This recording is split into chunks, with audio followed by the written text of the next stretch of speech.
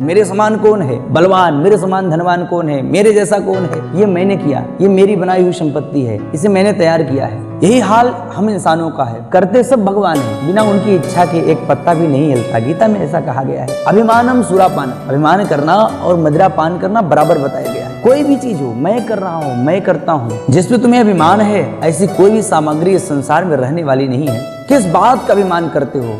बल का अभिमान है, कभी भी खत्म हो सकता है। धन का अभिमान है, जो परमात्मा देना जानता है वो लेना भी बहुत बढ़िया से जानता है। कि जिसका तुम्हें अभिमान है वह भी न रहेगा, जिस बल पे तुम्हें शान है यह भी न रहेगा। तुम गा रहे हो गर्व से अपना विभव प्रताप, ध्यान देना झूठा सभी सामान है, कुछ भी न रहेगा। इस दुनिया का सबसे बड़ा अभिमानी रावण।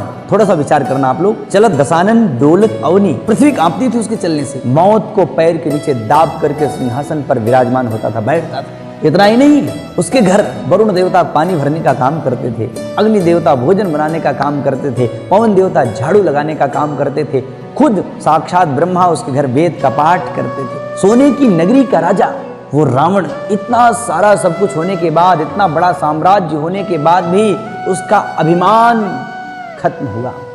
सोचिए, जब रावण का अभिमान खत्म हो गया तो हमारी और आपकी गणना कहाँ होगी। कुछ लोग ऐसे हैं जो थोड़ा सा करते हैं और फिर भी मैं करके पूरी दुनिया में अपना गुण गाते हैं। दो प्रकार के इंसान होते हैं। एक वो जो थोड़ा सा करने के बाद भी अपना गुणगान गाना नहीं भूलते, सबको बताना नहीं भूलते कि हमने ये किया, हमने अच्छा किया, हमने ऐसा किया, मैंने किया। और एक वो इंसान जो करता सब कुछ है, लेकिन उससे पूछो तो उसके मुख से एक ही शब्द निकलता है कि भैया भगवान की कृपा से हुआ है। आगे देखिए, ज्ञानियों में सबसे आगे, ज्ञानी नाम अग्रगण्यम, मैं हनुमान जी की बात कर रहा हूँ। परम भक्त हनुमान जी। सागर को पार करके कोई जाने वाला नहीं था, उस पार कोई नहीं जाने वाला था। सबने मना कर दिया, मेरी हिम्मत नहीं है, मेरी शक्ति नहीं है, मैं नहीं पार कर सकता। राम राम, इतना बड़ा समुद्र, सबने मना कर दिया। तैयार हो गए हनुमान जी। हनुमान जी को तैयार किया गया। हनुमान जी तैयार हुए, उस विशाल समुद्र को लांघ करके लंकापुरी गए। माँ जानकी का पता भी लगाया, भगवान राम का काम किया, लंका को भी जलाया। और इतना सब कुछ करने के बाद जब वापस आए तो राम जी ने हनुमान जी से पूछा, हनुमान इतना सब कुछ तुमने किया, कैसे किया? हनुमान जी ने बड़े ही सरल शब्दों में उत्तर दिया कि प्रभु ये मैंने नहीं किया, ये मैंने नहीं किया, तो किसने किया? हनुमान जी ने हाथ जोड़ करके कहा, प्रभु सो सब तव प्रताप रघुराई, नाथ न कछ मोरी प्रभुताई। ये सब आपकी कृपा से हुआ है, इसमें मेरी कोई विशेष भूमिका नहीं है, इसमें ये सब आपकी कृपा से हुआ है। बाबा तुलसी ने कहा है कि नहीं को अस जन्मा जग माही, प्रभुता पाए जाहि मद नाही। इस दुनिया में ऐसा कोई जन्म नहीं लिया है जिससे पद पाने के बाद मद ना आ जाए, पद पाने के बाद अभिमान ना आ जाए, मद ना आ जाए। अभिमान कहाँ से आता है? कहे पद से आता है, प्रतिष्ठा से आता है, सम्मान से आता है, वैभव से आता है। विकास जब हो ना तो ध्यान दीजिएगा, अभिमान मत करिएगा। जिसके जीवन में अभिमान आया उसका पतन हो गया।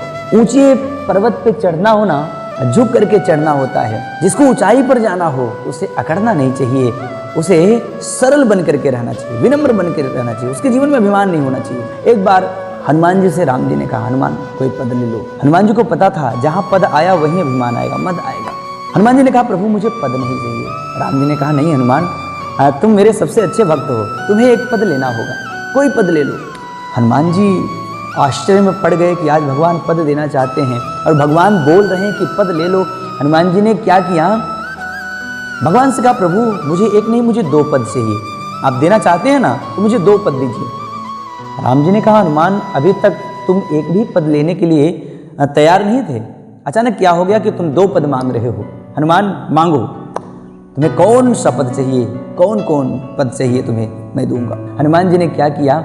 राम जी के दोनों चरणों को उठाया और अपने मस्तक पे रख लिया और कह दिया, प्रभु मुझे यही दोनों पद दे दीजिए, संसार का मुझे कोई पद नहीं चाहिए।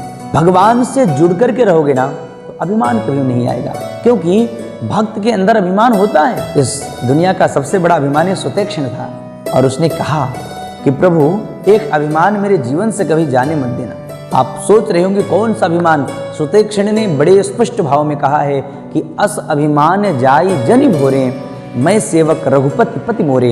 हे प्रभु आप मेरे स्वामी हैं, मैं आपका दास हूँ, ये अभिमान जीवन से जाने मत दीजिएगा। बंधुओं एक बार की बात बताऊं, जब भगवान ने गोवर्धन पर्वत उठाया छोटी सी उंगली पे, 3 दिन बीता और ग्वाल वालों ने यही बात कहा, प्रभु आप थोड़ा आराम कर लो, इस गोवर्धन को हमने अपने लाठी डंडों से रोक के रखा है। भगवान ने कहा कुछ होगा फिर?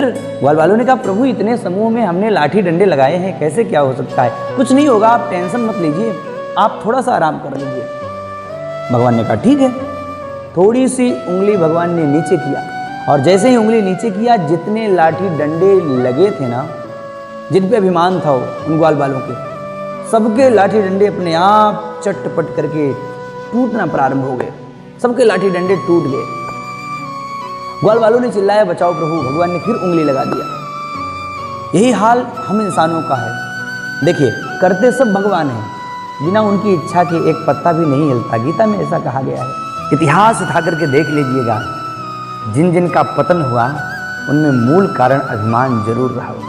क्योंकि अभिमान जब आता है तो विवेक खत्म कर देता है, मनुष्य का विवेक शून्य हो जाता है। और बड़ा सुंदर कहा है किसी ने कि जब नाश मनुज पर छाता है, पहले विवेक मर जाता है।